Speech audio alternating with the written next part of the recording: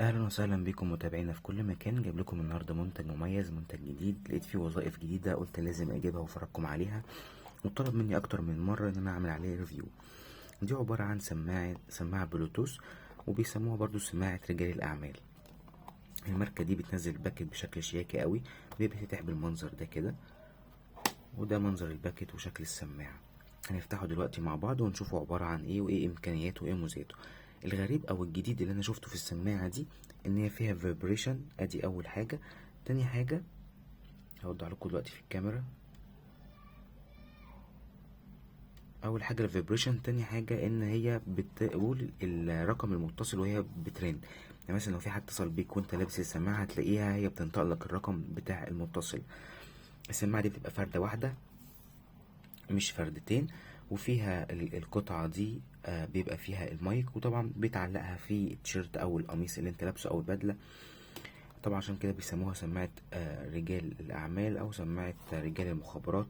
بتبقى يعني مميزة في كده إن هي بتتعلق في القميص أو الجاكيت، البدلة أو التيشيرت، وتلاقي فردة السماعة دي هي اللي في الود، بتتسحب بسلك وبتدخل تاني. هنفتحها دلوقتي مع بعض برضو ونشوفها.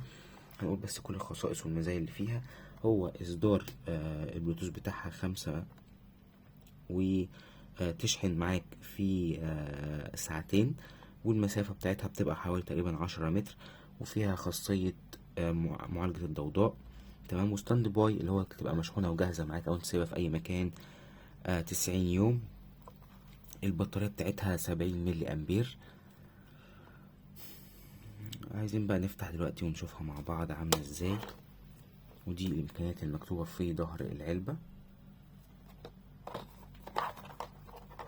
حتى العلبة شكلها شياكة وملمسها كده جميل، الرسمة هنا كده بارزة، وبتتفتح وتتقفل معاك في حيث ان هو في مغناطيس هنا كده في الباكت.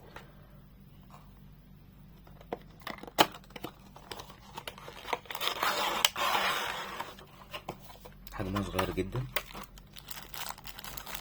ده الكيس اللي معاها قطعة اللي هي تخش جوه الودان، ومعاها قطعة تانية يبقى كده معاها غيارين. وده وصلة الشحن.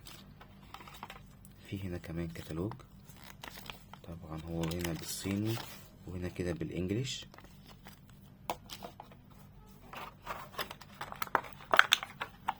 وده كده حجم السماعة او شكل السماعة. في هنا كده لزقة هنشيلها عشان خاطر برضو توضح لنا شكلها عامل ازاي بالظبط. جميلة جدا وشكلها شيك قوي. تمام. هبدأ افتحها دلوقتي معاكم. تطلع بالطريقة دي كده. طبعا انت ممكن تحطها في القميص او في البدلة، والمسافة دي تبقى حلوة أوي انت توصلها في ودانك، خلصت مكالمة تشيلها من ودانك. وطبعا ممتازة جدا للناس اللي بتسوق درايف او اوبر او شغالة على العربية بصفة مستمرة. طول السماعة او طول السلك اللي طالع من السماعة حوالي 30 سنتي بالظبط على المسطرة. تمام. وبعد ما تطلعها تخش بطريقة حلوة أوي برضو. فاكر انت المكنسة بتاعت زمان دي، بتدوس كده تقوم ايه سحبة السلك كله جواها بالطريقة دي. تمام. دلوقتي احنا هنفتح السماعة، هنفضل دايسين كده هنا باستمرار. هي فتحت، وطبعا حركة الفيبريشن او صوت الفيبريشن يشتغل. ده المشبك بتاعها. هنعمل كونكت كده ونشوفها. اول ما فتحتها على طول هي عملت الكونكت.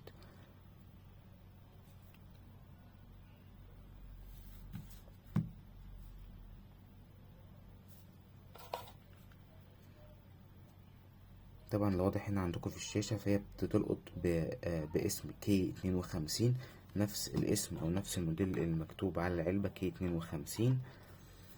وبيظهر لك هنا البطارية قد ايه. فهو واضح هنا كده البطارية 100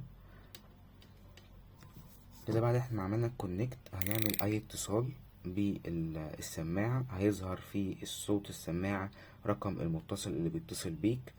تمام. اما بنيجي بنرد ببريس اللي في الجنب ده، دوسة واحدة كده بيرد. دوسة مستمرة وهو بيتصل هيقوم مكنسل عليه. هنا في الجنب في زرارين اللي بيعلي واللي بيوطي، هندوس كده هنا. هنشغل مثلا اغاني او اي مقطع صوتي، وهندوس على الزرار اللي بيعلي واللي بيوطي، هتلاقيه بيعلي وبيوطي الصوت. هنجيب كده مثلا اي مقطع صوتي.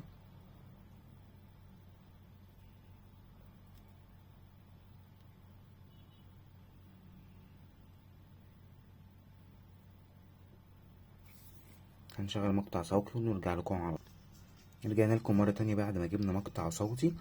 ودي السماعة وهي عاملة كونكت بالموبايل كده، انا بقدر اعلي الصوت وكده بقدر اوطي الصوت على قد ما اقدر. كده رجعت عليته تاني. واضح طبعا من السماعة صوت طالع بره السماعة، هو واضح نقي. بس طبعا هي احسن جودة في المكالمات، هي اصلا مخصصة للمكالمات. دي اللمبة هنا عاملة الكونكت، بتنور كده فلاش وبتطفي ازرق وتطفي تاني، ولما بتكون بتشحن بتنور احمر باستمرار. السماعة جميلة جدا، ومن المزايا اللي موجودة فيها زي ما قلنا كده ان هي فردة واحدة، تقدر تسحب السلك جواها، تقدر تفرده تاني. تمام، لو انت شغال مثلا موظف او حاجة وعايز ترد على مكالمات بكل سهولة، وطبعا تبقى ودنك الناحية التانية يعني تقدر تسمع اللي حواليك برضو، متبقاش شغال ودنك الاتنين. او مثلا لو بتسوق عربية او مثلا شغال اندرايف او على اوبر، تقدر تستخدم حاجة زي كده بكل سهولة. عايز اقول حاجه كمان، ان الميزه اللي موجوده فيها برضو الغريبه مش موجوده في اي سماعه تانية، ان المتصل بيك بيظهر اسمه سوري بيظهر رقمه في السماعه بتقول لك رقمه كام. ما تنسوش تعملوا لايك للفيديو، متابعه للقناه عشان تشوف كل جديد، واكتبوا لي في الكومنتات محتاجين تشوفوا ايه تاني. شكرا.